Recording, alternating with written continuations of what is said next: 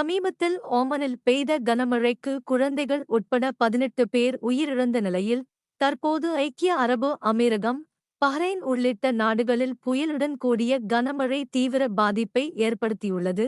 துபாயை பொறுத்தவரையில் 12 மணி நேரத்தில் 100 milli metre மழை பெய்துள்ளது.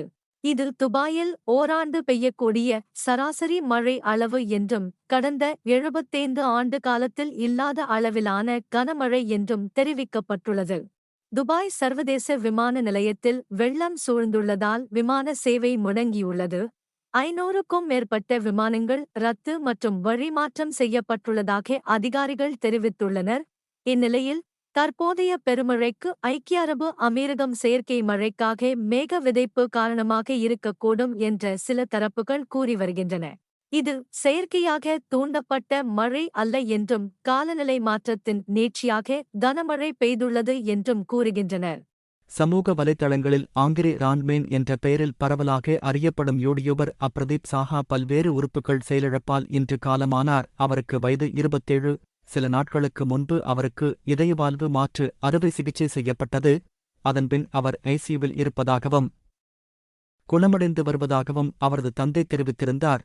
பின்னர் அவரது உடல்நிலை மோசமடைந்ததைத் தொடர்ந்து பல்வேறு உறுப்புகள் செயலிழப்பால் இன்று காலமானார். அவரது ரசிகர்களும் சக யூடியூபர்கள் உள்ளிட்ட பலரும் அவருக்கு இரங்கல் தெரிவித்து வருகின்றனர். ஆங்கிரி ரான்மேன் என்ற யூடியூப் பக்கத்தில் 4.82 லட்சம் சப்ஸ்கிரைபர்ஸ்களைக் கொண்டிருப்பவர் அப்ரதீப். அவரை பெரிய அளவில் கவனம் ஈர்க்க வைத்தது அவரின் உரக்க சத்தத்துடன் கூடிய சினிமா விமர்சனம்தான்.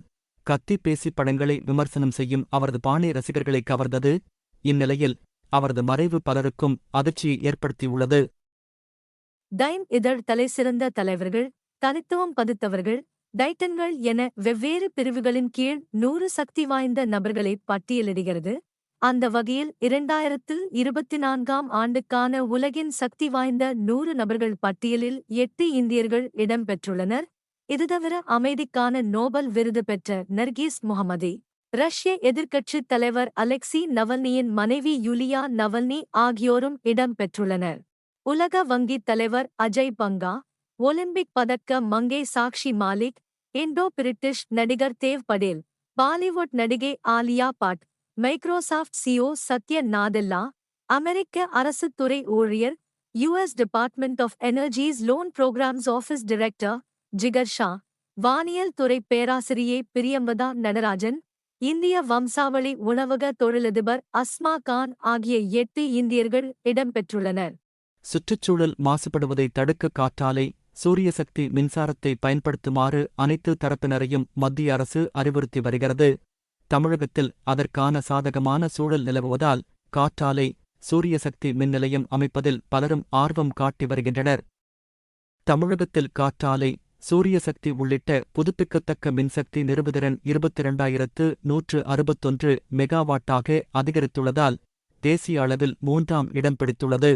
இதில் குஜராத் 27,462 மெகாவாட் திறனுடன் முதல் இடத்திலும், ராஜஸ்தான் 27,103 மெகாவாட் திறனுடன் 2வது இடத்திலும் உள்ளன. பெங்களூரு பானஸ்வாடியை சேர்ந்த ஒரு பெண், காக்ஸ்டவுன் மற்றும் அதைச் சுற்றியுள்ள பகுதிகளில் அடிக்கடி தனது ஹோண்டா ஆக்டிவா ஸ்கூட்டரில் சென்றுள்ளார்.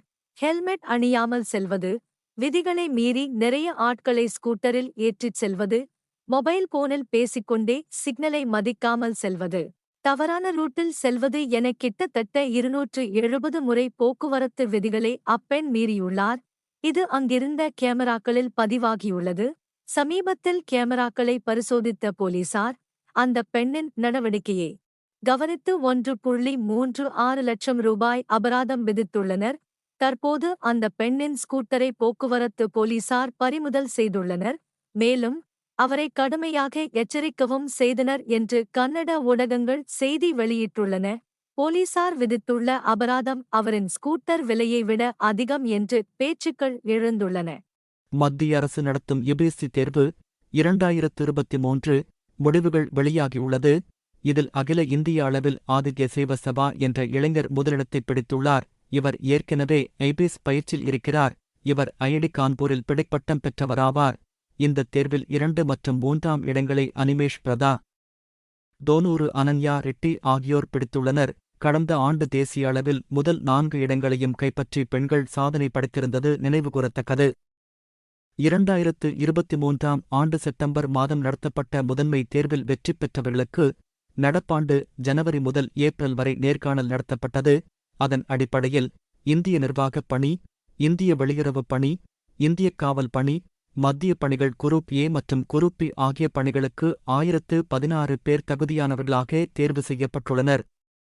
இவர்களில் 664 பேர் ஆண்கள் மற்றும் 352 பெண்கள் ஆவர். இதன்படி 347 பேர் பொதுப் போட்டியின் கீழும், 116 பேர் பொருளாதார ரீதியாக நலிவடைந்த பிரிவினர் கீழும், 303 பேர் ஓபிசி பிரிவின் கீழும், 165 பேர் எஸ்டி பிரிவின் கீழும், 86 பேர் எஸ்டி பிரிவின் கீழும் தேர்வு செய்யப்பட்டுள்ளனர். அவர்களில் 180 பேர் இஎஸ் பதவிக்கும், 37 பேர் இஎப்எஸ் பதவிக்கும், 200 பேர் இபிஎஸ் பதவிக்கும், 613 பேர் குரூப் ஏ பதவிகளுக்கும், 113 பேர் குரூப் பி பதவிகளுக்கும் தேர்ந்தெடுக்கப்பட்டுள்ளனர். சிவில் சர்வீஸ் தேர்வில் தமிழ்நாட்டில் 42 மாணவர்கள் வெற்றி பெற்றிருப்பது தெரிய வந்துள்ளது. அகில இந்திய அளவில் 41வது இடத்தை பிடித்துள்ள திருவள்ளூர் மாவட்டத்தைச் சேர்ந்த புவனேஷாம் தமிழக அளவில் முதலிடத்தை பெற்றுள்ளார். அகில இந்திய அளவில் 79வது இடத்தை பிடித்துள்ள தமிழக டாக்டர் எஸ். பிரசாந்த் தனது முதல் முயற்சியிலேயே சிவில் சர்வீஸ் தேர்வில் வெற்றி பெற்றுள்ளார் என்பது குறிப்பிடத்தக்கது. கடந்த ஆண்டும் தமிழ்நாட்டில் இருந்து 42 மாணவர்கள் சிவில் சர்வீஸ் தேர்வில் தேர்ச்சி பெற்றனர். இன்று 22 கேரட் தங்கம் விலை கிராமிற்கு 35 ரூபாய் குறைந்து 1 கிராம் தங்கம் 6835 ரூபாயாகவும் 8 கிராம் தங்கம் 54,680 ரூபாயாக விற்கப்படுகின்றது. இன்று வெள்ளி விலையில் மாற்றமில்லை. 1 கிராம் வெள்ளி 90 ரூபாயாக விற்கப்படுகின்றது.